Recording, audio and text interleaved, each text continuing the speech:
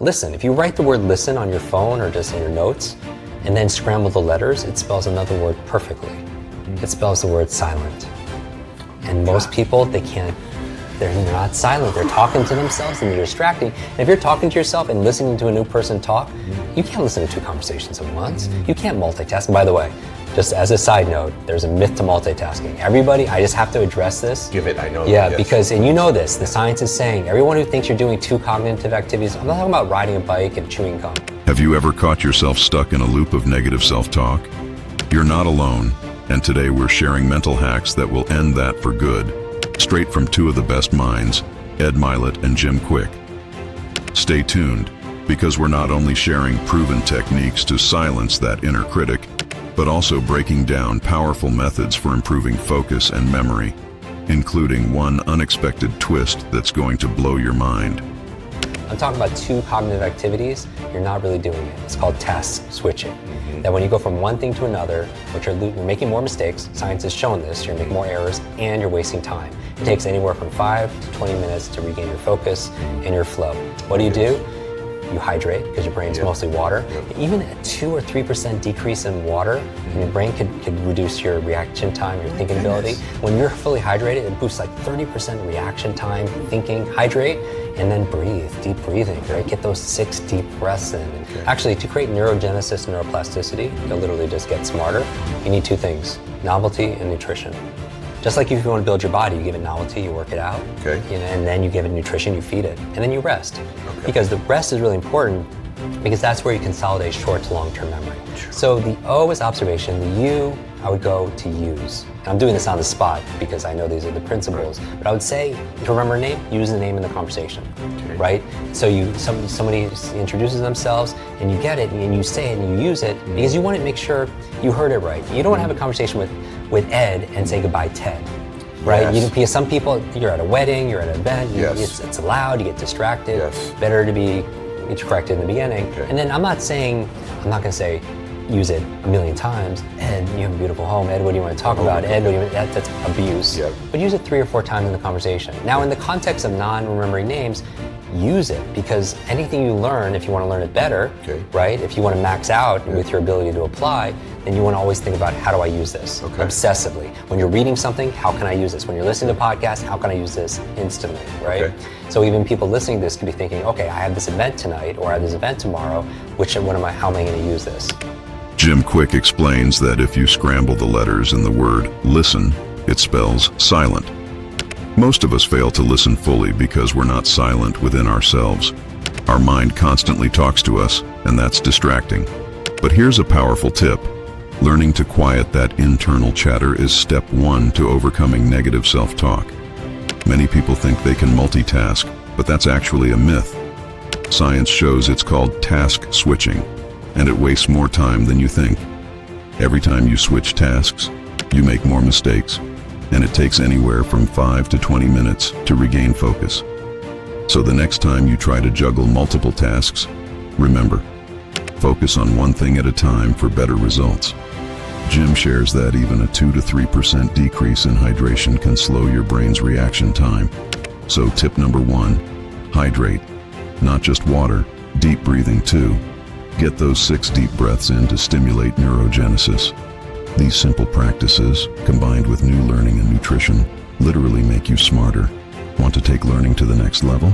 Teach what you've learned. Mylett emphasizes that when you teach something, you learn it twice. The next time you want to solidify a new concept, imagine you have to teach it to someone else. That shift in intent will make you focus more, take better notes, and retain the information longer. And then finally, the T in max out, I would say teach. You know, intent matters. Intent matters. What I would suggest everybody do, and I would challenge everyone who's listening to do this, because with challenge comes the change that you need, right? I would challenge everybody who's listening, if you're really serious, to use this and not just be like, oh, that was an entertaining show. I would say, think about somebody you wish was listening to this right now, and let's say you had to teach them tomorrow, or teach them, or give a TED presentation on Monday about the things. If you were to learn with the intention of teaching, would you focus better? Would you take better notes? Would you ask better questions on social media, right? You would own that information, And so when you teach something, My gosh, you get to learn it so good. twice. It's When so you good. teach something, you get to learn it twice. You know, when we grew up and we heard that phrase, those who can't do teach, you can't do, you know, business, so teach it in business school. You know, yes, there's a certain truth, but then also I always thought it was in the negative. I was like, wow, if I can't do it, teach it, and then I can do it. Yes. You know, I can get better at it, because when you teach it, you own it, it becomes you. And you're not using their words, you're using your words, and Yes. it becomes, you know, who you are. About 20 years ago, I got into the space of teaching people. And so since that time, everything I've listened to related to these topics, everything I've read, every seminar I've attended was with the intention to teach it. That's beautiful. It's exactly what you just said. So I'm getting a double whammy every single time on all of these today. And having you here, I'm listening with the intent to teach these things. And you, because it becomes you, and then that's a double benefit, double whammy, because why learn anything? Number one, so you can benefit from it, but why learn it also so people you care about can benefit it too? I always believe is you learn to earn to return. You learn, and then with the learning comes earning, and then you can return. You could pay it forward. That's brilliant. I believe there's a myth that IQ is. I don't think it has the value that people give to it. The IQ, the two issues I have with IQ is, number one, it's saying that when you take this test, whether you're 6 or 60, it's going to be the same and it's fixed. Right, yeah. And I do not believe that. We've proven that. That's Right. not true. You And can I study. literally could show anybody how to do better on it, because it's just how to learn things, right? So I can show people how to game that. But the other thing is, I don't think IQ is an accurate measure of intelligence, because even when you look at standardized tests, you know, when we grew up, we took the SATs, right?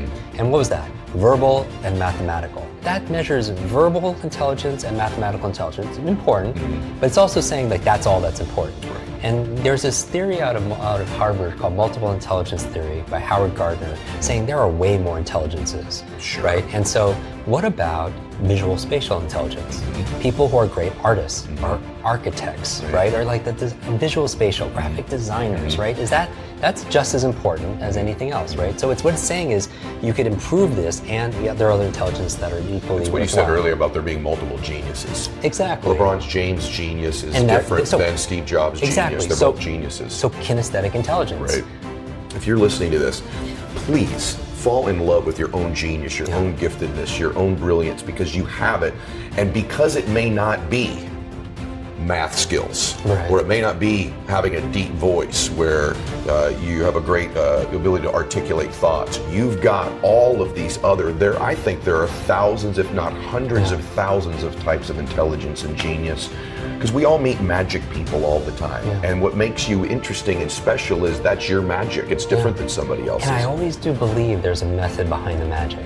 And you know, my life's work is seeing somebody who exhibits that and finding out that, hey, this is also available because we can learn this. It's a skill. Because when did you learn interpersonal intelligence? When in school do they teach that? Right, I wasn't, right? certainly wasn't born with And it. here's the question people say about their kids, about themselves, about their team. It's like how smart they are.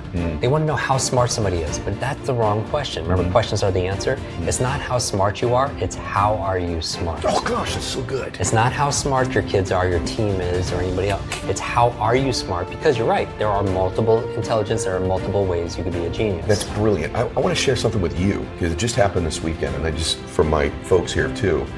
I think one of mine is that I am present with people. Yeah. And I do observe people. And so it's really interesting, because I think that's one of the things that I love about doing the show. And it was fascinating, because I never gave any thought as to where that came from, because your brain brilliance comes from the fact that you had this damaged brain as a child. Yet it's one of your great gifts and one of the great things you're intelligent at, one of your geniuses. And so this weekend somebody had asked me, why do you think, like on your show, or even we were at a dinner, you're so present, you're listening. Where do you think that comes from? And I didn't know. I thought about it, and I said, I'm not sure, but it's interesting. My dad's sober 30 years now, but when I was a little boy, my dad had a drinking problem. And I never knew as a little boy which dad was going to come through the front door at night. And so unlike most kids who would run up and hug dad, I would observe dad when he came home. And so when dad walked through the front door, I'd look at his physiology, I'd look at his eyes, his face, his lips. I'd listen to what his first few words were.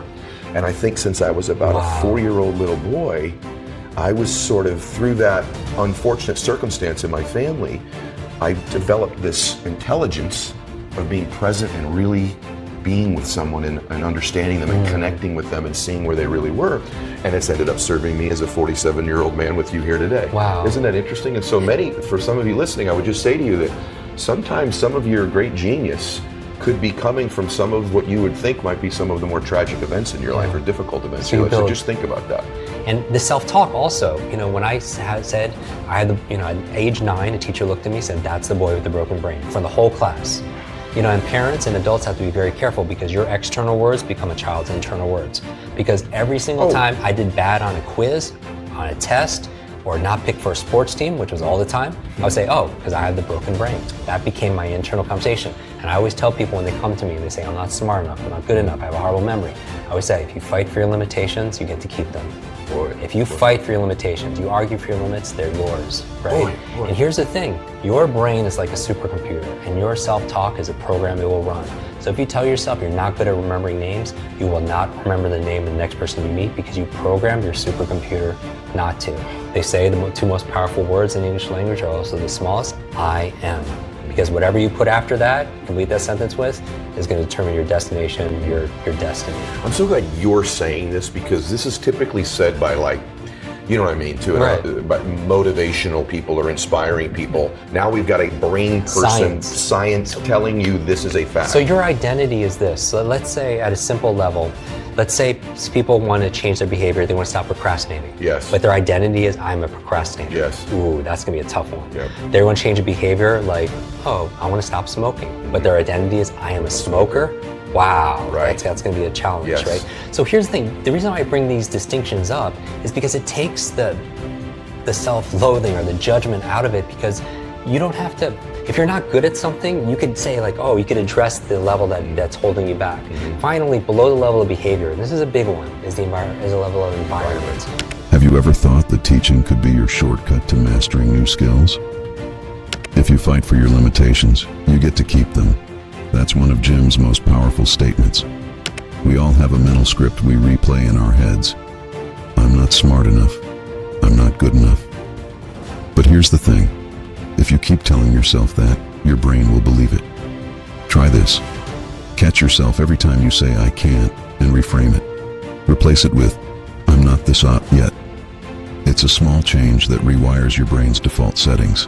Sincerely wrong, and I love the I'm not this yet. Right. I also want to just repeat things and you say brilliant things one after the other. And so this idea that as a parent your external dialogue becomes your child's internal dialogue is just riveting. I mean, it's riveting, and it's also true, I think, of leaders in companies too. Your external dialogue about your company or about that individual can become their internal dialogue. So what you're saying matters so deeply. There are 6 primary questions we learned in school, 5 W's and 1 H, right? Okay.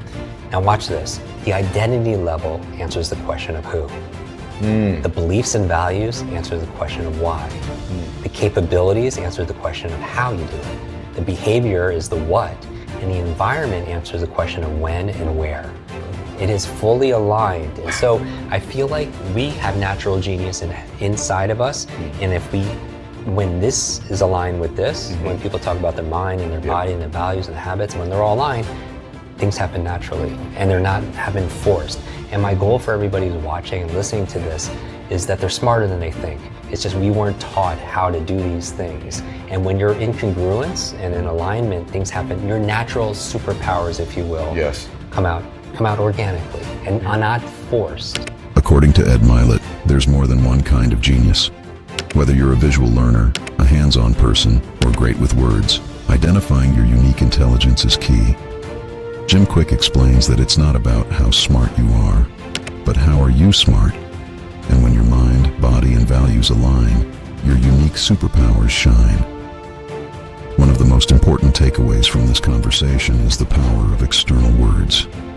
As Jim explains, your external words become someone else's internal dialogue. This is especially true for parents, leaders, and teachers. Think about how you speak to yourself and others, because your words can shape destinies. So how will you choose to speak to yourself from now on? Boy, brother, that's so good. I'm processing all of this with you. They'll be mad at me if I don't ask you a tactical question. Absolutely. So can you give them, I'm going to get a couple more things, but thank you for taking the extra time. I'll get DMs and emails if I don't ask you. Tactically ask him a specific tactic to remember a name. Yeah. So I have Max out. Perfect. Do you do an association when you remember someone's name? I do. Okay. Really fast. I would say be suave.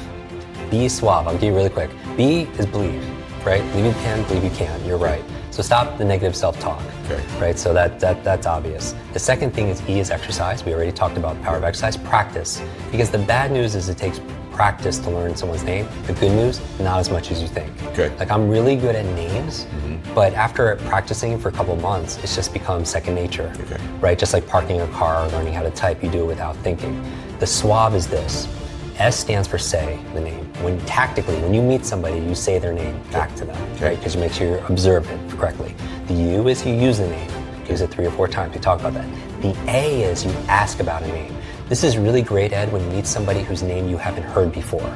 Okay. You meet someone named Afzal or Ridiger. What can you ask about a person's name? You already said this. You already said it's not travel, entrepreneurship. What's everyone's favorite subject? It's themselves. So what can you ask about a person's name? How do you spell it? Where's it from? What does it mean? I was doing this training at the country's largest life insurance company.